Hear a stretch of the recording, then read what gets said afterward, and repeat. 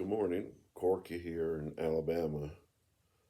I appreciate you watching my videos, and I want to give you a little bit of a warning. This is kind of a rant, and it'll probably go for several minutes. Today's graduation day here in Hamilton, Alabama, for a lot of students, and so I wanted to uh, chime in my two cents worth of homespun philosophy, theology, whatever you want to say. Um, I want to talk today on they're trying to break us up. Now, I don't consider myself to be a conspiracy theory of any kind. And I don't think a lot of this stuff is intentional. There is this belief today in the United States that we need to deconstruct everything or destroy a lot of things. And so maybe it is intentional, but I'm not after anybody in particular. I'm just sharing my heart when it comes to music, the arts, the world at large, and if you don't agree with it, just take it with how many grains of salt you wish. When I say they're trying to break us up, this is a metaphorical kind of way for me to talk about this because it is a fact in human interaction that when a man and woman come together, there will be jealous friends and other people who would like to see you stop seeing that person. And so they will engineer into your life in such a way to separate you and your loved one. That's kind of the metaphor that I'm working from. But what I'm applying it to is this whole digital age. Now, I'm old school. I'm not ashamed of it. The barbershop that I go to is called the old school barbershop. And us old hippies, we don't need a lot of barbering. We just go maybe once a month. When I go, my barber says I owe him for two haircuts. That's how much hair's in the floor. My family, we got a lot of protein, so we have long hair. Um, Years ago, I was thrilled to be able to visit the home of Carl Sandburg. Now, if you don't know who Carl Sandburg is, he's an American poet.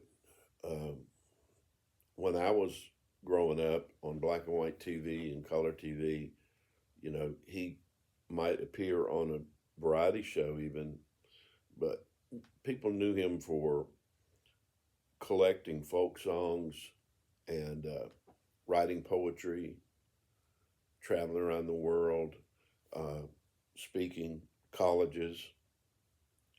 So you can look him up and read his work. I think he's a great poet. But for my purposes in this talk, he serves as kind of a trail guide for me as far as what's important. And you may just think this is the raving of an old man, and I am raving about it, and I am old.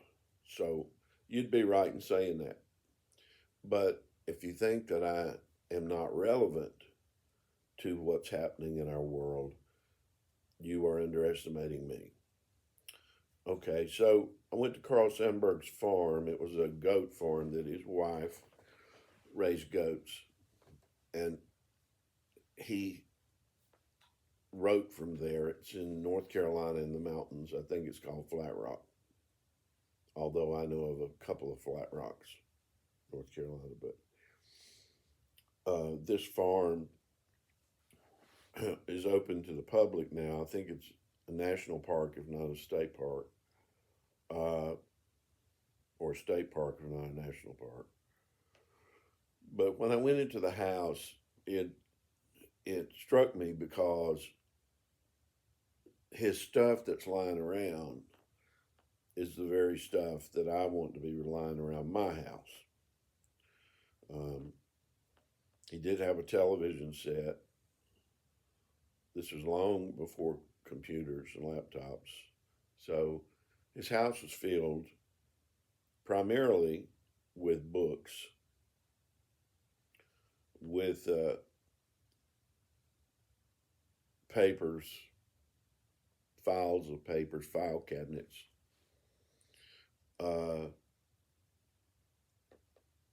33 and a third long playing music albums stacked up, piled along the walls. It's pretty encouraging that vinyl has made such a comeback. I'm not sure that all the young people that are starting to buy vinyl understand what a political statement they're making by listening to music on record, on vinyl. Because to me, listening to vinyl today is really a critique on society. And a critique on the digital age. But anyway, he had a lot of records sitting around. He had guitars sitting around, musical instruments. And he was in the middle of nowhere in the woods. So that's a whole nother talk. But the reason I want to talk about this is because there's a war going on to destroy our libraries or to close our libraries. Again, I don't think somebody got up in the morning and said, I'd like to close every library in America. But the circumstances are doing this. The result of people's actions and beliefs about working smart instead of working hard. They're trying to increasingly reduce the effort that is involved in living a creative life. So we talk about books, okay? And here's a book. This is A Lonely Planet, India. I've got 2 volumes of this. If you've never looked at a Lonely Planet travel book, you are missing out. These things are written by a couple or founded by a couple who were on the old hippie trail in the 60s. If you don't know what that is, you need to go study. But it's full of pictures, full of maps and reading. And this thing is in my room right now. A book is your friend. Somebody said, well, I can get that online. I can get the MP3 on that, or I can get the file. Yeah, you might. But then again, your computer might crash and it'll disappear into cyberspace. And you might have to go get it again. And all these digital books that you might get online, you don't know who has edited them. Now, when I get this book, buy it from Amazon used cheap, it has copyright date in the front. So I know what year this book was released. And nobody has done another edition of it unless I find one. And it'll say 2nd edition or 3rd edition. But online, it's a mass of, words. And you got all those commercials and the sidebars and all that malarkey. Yep.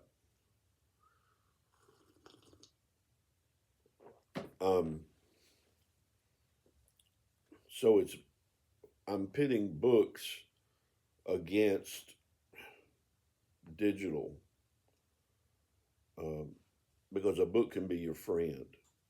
You say, well, a book could get burned up in a fire. So could a person. The digital will be out there, whatever digital footprint they say or whatever. It's going to be out there in cyberspace. So obviously you can download it again, but you don't know who's messed with it. You don't know what you're looking at, and that's what makes these digital uh, sources like Wikipedia undependable because they can be edited over and over and people can uh, form it according to their propaganda. Um, Another thing that Carl Sandburg had in his house was magazines.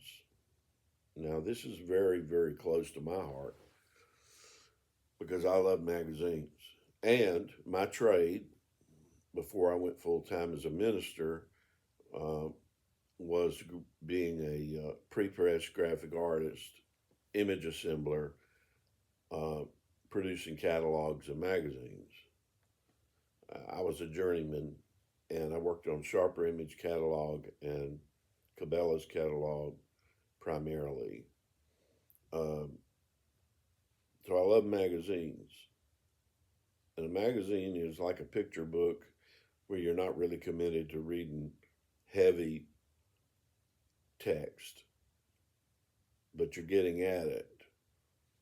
Uh, and so the demise of the magazine is something that I'm in grief about. Okay. Um, so a library, you know, there's a thing about a library. There's a thing about being quiet when you're in a library. This is not what you do online. My son-in-law, a great music producer, he produces albums on the couch while the family's running around eating and everything, and so he can do this on the fly. Probably do it in his car. I listened to a great artist last night. He's a rapper here in Hamilton, Alabama, and he um, produces all his music on his phone. Yeah, come on, somebody, just on the phone. Um, what's wrong with that? Well, if you can not lose your soul while you're doing that, you're fine. You're good to go. I don't care. Uh, but the whole experience of walking into a library or a book, even a bookstore, which are also going to be gone for long, uh, is this humbling of yourself in the presence of heavy thought of the ages, because those books represent the thinking of people throughout the ages. So it's kind of a shrine that you're going into. If you feel it, if you can take it seriously, and the awe of like pulling a book off the shelf that talks about a topic that you're very passionate about, holding the book in your hand, maybe then eventually owning a copy of it yourself and holding it in your hand is just, to me, it's kind of it's a sacred activity. It's a deep respect for somebody who slaved over these ideas and presented them in such a way based on their experience, their knowledge, and so forth. So the fact that we don't have very many campuses left of colleges, universities, they're closing all the time. They're coming together with other universities and just going online. They're slashing the degrees to where they don't require the hard courses. And the hard courses is the sacrifice and the offering of the student. This is serious. Um, Somebody said they're praying for an outbreak of prayer at the Christian college. Well, I am praying for that, but I'm mostly praying for an outbreak of textbook reading because it's like nobody wants to read their textbook anymore. And textbooks are awesome. But then again, I'm old school. Uh, Analog music versus digital. They're trying to break us up. The um, the digitization of music takes what artists, singers, musicians have blended together to make a sound, a collective sound. The making it digital breaks those things apart and separates sounds that were supposed to join together to make one sound. Um, in the Sergeant Pepper album, there's a song called Good Morning. It has some dogs barking on it. Uh, Jeff Emmerich, the engineer, lets us know that you should never listen to Sergeant Pepper in stereo uh, or digital because he blended two sounds together to make that dog bark. And when you listen to it digitally, it doesn't sound as much like a dog because the digitization has torn apart two sounds that were supposed to be blended. Okay. Um, you don't have to agree with this. It's just my thinking. Um, Also, a vinyl album was a thing that you had in your hand, and it had art. It had beautiful art on the cover, and you held it in your hand. And because you didn't have an internet that you could stream it off of, you had to go to somebody's house to listen to the album. Now, for me in my musical development, this was the most important part. Going to concerts was really great. I went to a bunch of them. I saw Jethro Tull, Aqualung back in the day. I saw, uh, yes, Close to the Edge tour. I saw all these big bands, of James Gang. I mean, Allman Brothers before the Fillmore East album came out. I can go on and on. That you say, well, I can go stream that album, but there is a social dimension to sharing music with people in a room and listening to that music rather than being in your basement by yourself with your little ear pods. Okay. Um, I don't want to get going on that, but the social dimension of music is a big part of why we listen to music because music brings people together. We do it at every event. I've said all this before. Um, in the world of education, there's this whole thing about uh, you don't want to have to move to the town where the buildings are and leave your home and go to college and study there. I recently was in Auburn, Alabama. I'd never been there that I can recall. Maybe once I went through, but I went to a concert on the campus there at Auburn University, and the feeling of being on a college campus is a wonderful institution. There is a certain amount of thinking, way of thinking that you develop in that environment where people are studying to learn more about their world that makes you ready to learn and helps you learn. And so the more that these schools are going online, not just slashing the best courses or the most difficult courses, which they do, um, it's getting to where now, if you just do an online degree with some school, you may not have a degree when you finish, no matter how hard you try, because there are certain factors of education that you can't get online. And I don't know how in the world you train to be a counselor online and you're not sitting in a room with nobody. So, what a day this is. Um,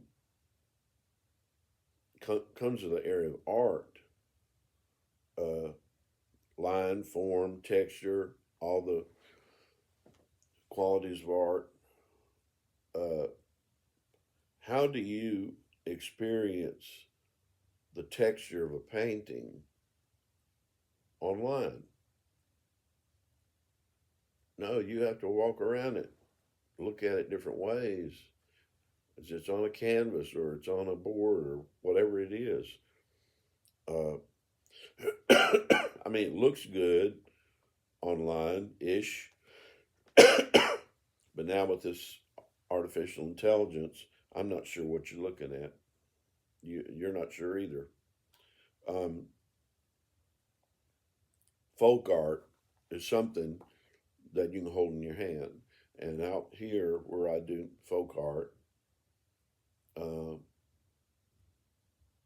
I might make a dragon out of pieces of wood, painted up, and I leave it out there, and the dog may pee on it. But that's the way folk art is. It's it's real. It's there. It's physical, and it's something you can walk around. Um, I don't know. You know, I've never tried doing art with a computer. So I'm a pen and ink illustration man, physical magazine production, four color printing, da da da. I've never tried to do that. But just seems to me that in all these trends that are happening across the world as the digital age goes forward, that it's taking things that were put together, people, products, compositions, and it seems to be pulling them apart. And I want to see them go back together again. Corky signing out. No banjo on my knee. I'm from Alabama, but no banjo on the knee. So I'm going to say to you what we used to write in the yearbooks in high school. Stay just as cute and sweet as you already are. Have a great summer.